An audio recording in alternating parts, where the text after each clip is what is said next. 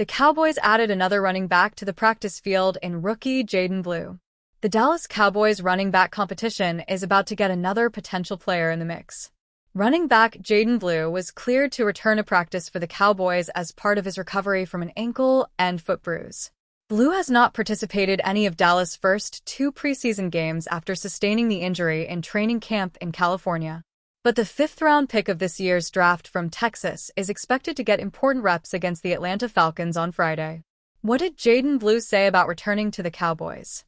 With Dallas in flux at the top of its running back depth chart, aside from Blue, it is also working in veterans Miles Sanders and Javonte Williams, as well as Phil Maffa and Deuce Vaughn. Blue has been unable to make an impression since injuring his lower leg in early August. But being on the field is a good start, and Blue is looking ahead to getting game reps against the Falcons. "It felt great being back out here," Blue said after Tuesday's practice, according to Cowboys.com. "I was having a great camp before I went down. I know a lot of these guys and the coaches know what I can do on the football field. I'm just ready to showcase that in a game this Friday." Watching from the sidelines has been tough, but practicing will get old fast too. Luckily, Blue will get to take his pent-up aggression against players that are not his teammates. "I'm feeling great. I feel like I'm back to myself," Blue said. "I had to sit for the past 2 weeks. I'm just ready to get on the field and be able to play against a different team." What are the Cowboys getting in Jaden Blue? Blue is just 5'9", 196 pounds, but he can bring a unique element to the Cowboys, especially considering their running game was non-existent in 2024. He ran a sub-4.4-second 40-yard dash for .38 at the NFL Combine and has shown he can be a 3-down back in college. Blue had 730 rushing yards along with 42 catches for 368 receiving yards and 14 touchdowns for the Longhorns last season. "I bring a lot of things to the table," Blue said. "Not only at the running back position but in the passing game." The Cowboys ranked 27th in rushing yards, 1,705, and tied for 30th in yards per carry for .0 a season ago, which is part of why they replaced head coach Mike McCarthy with rookie Brian Schottenheimer during the offseason and overhauled their RB's room. So Blue is expected to make an impact there. Yet how much of an effect he is depends on his ability to stay on the field. But if Blue does what he knows he is capable of, he feels the rest will take care of itself. "I say control you, and let God do a lot of things," Blue said. "I just try my best to perform how way I do on the field so that I can make that job easy for the coaches." Dallas Cowboys coach Brian Schottenheimer has already announced that backup quarterback Joe Milton III will get his 3rd and final start of the preseason when Dallas takes on the Atlanta Falcons at AT&T Stadium Friday night. But the game could also mark the last time that the 25-year-old Milton is seen in a Cowboys uniform. Milton has become perhaps the most polarizing quarterback in the NFL at this point. His uncannily powerful throwing arm and superhuman athleticism have made him a viral sensation. Cowboys getting the full Joe Milton experience.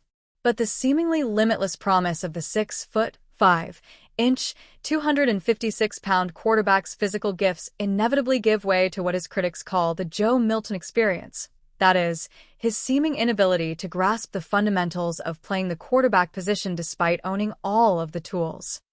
In 2 preseason Cowboys starts, the results for Milton, a 2024 6th-round draft pick by the New England Patriots who came to the Cowboys in an April trade, have not been there as Schottenheimer has given him every opportunity to claim the number 2 spot behind starting quarterback Dak Prescott. Coach claims he's not concerned about Milton. In 2 preseason games, Milton has directed 17 full drives, and the Cowboys have 1 touchdown and 4 field goals. He has been intercepted twice, and one of the 3 sacks led to a safety, recounted ESPN NFL reporter Todd Archer. Schottenheimer told reporters earlier this week that he is not concerned about Milton. But the only alternative on the roster remains 30-year-old journeyman Will Grier, who has not thrown a pass or done anything else in an official NFL game since December 29, 2019. With Prescott, as he enters the first year of a 4-year, $240 million contract that makes him the NFL's highest player, coming off a season cut short by a severe hamstring tear that required surgery, the number 2 quarterback slot on the Cowboys roster gains an unusual level of importance. Milton a cut candidate. According to Jerry Trotta of the Cowboys site The Landry Hat, a surprising development this week on one the Cowboys' NFC rival teams may ultimately give Dallas an answer at backup QB if Schottenheimer decides to cut both Milton and Greer from the final roster. On Wednesday, the Chicago Bears announced that they had signed their own backup QB, 2023 undrafted free agent signing Tyson Bagent, to a 2-year, $10 million extension. The contract for the 25-year-old Bagent would appear to leave Chicago's other backup, 37-year-old, 11-year veteran Case Keenum, out in the cold. Keenum was also an undrafted free agent, signing with the Houston Texans in 2012. Keenum led Vikings to NFC title game. Keenum has been a serviceable starter throughout his career, throwing 79 touchdowns to just 51 interceptions with an 84.6 passer rating in 80 games, 66 starts, wrote Landry Hat scribe Trotta on Wednesday. Even at age 37, he could run the offense better than Milton and Greer if Prescott were to miss time. Keenum somehow went undrafted despite setting several NCAA passing records with the Houston Cougars from 2007 to 2011. His records for most touchdown passes, 155 in 57 games, and passing yardage, 19,217, still stand today. His most memorable season in the NFL, however, came in 2017 when he led the Minnesota Vikings to the NFC Championship game. Keenum started 14 games that year, completing 325 of 481 passes for 3,547 yards and 22 touchdowns. If the front office wants to try to keep winning without Prescott, Trotta wrote, they should monitor Keenum leading up to cutdown day. Jerry Jones is well known for his negotiating skills when it comes to signing players for the Dallas Cowboys. Jones has taken a bit of risk for the team by bringing in stars, but he also knows when not to pull the trigger. The Cowboys were linked to several stars in the NFL, yet they played it safe. One such trade the franchise would have avoided was signing QB Matthew Stafford.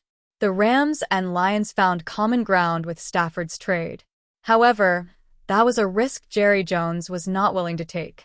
Jones stated he doesn't have the balls for such deals at the Netflix docuseries about the Dallas Cowboys. The series, named America's Team the Gambler and His Cowboys, is gathering attention from several NFL fans. I don't have the balls to put it all out there the way y'all did on that quarterback. I won't do that, Jerry Jones said. The Rams traded Jared Goff, 2 first RD picks and a third RD pick for Matthew Stafford. They won the Super Bowl that season. Jerry Jones to Rams president in the Netflix series, I don't have the balls to put it all out there the way y'all did on that quarterback. I won't do that. Jones was probably right not to opt for Matthew Stafford. While some fans might disagree, Jones had his own reasons for not pursuing the quarterback position. Jerry Jones and Micah Parsons' contract dispute continues. Micah Parsons has requested to be traded. The QB is unhappy with the team and how things have been progressing. However, Jones seems to be holding on, and there's no conclusion as of now. Recently, the Dallas Cowboys owner shed light on Parsons' current situation. Micah's a great player, Jerry Jones said. Not a good player, but a great player. He knows more than anyone that it's a team thing. So I know everybody's tired of hearing this, but you've got to put this puzzle together so that you can have some other people out there playing with Micah. That's the art of the deal, and that's what we're trying to get done. We're trying to make this thing work. We have all the appreciation in the world for what he can mean to the years ahead. We're proud to have him. Jones is trying to work things out with Micah Parsons, but it's high time he makes a call. The NFL preseason is almost over, and teams are preparing for the regular season. Jerry Jones is known for waiting until the end to secure a deal with players. In Parsons' case, it's been lingering for a long time.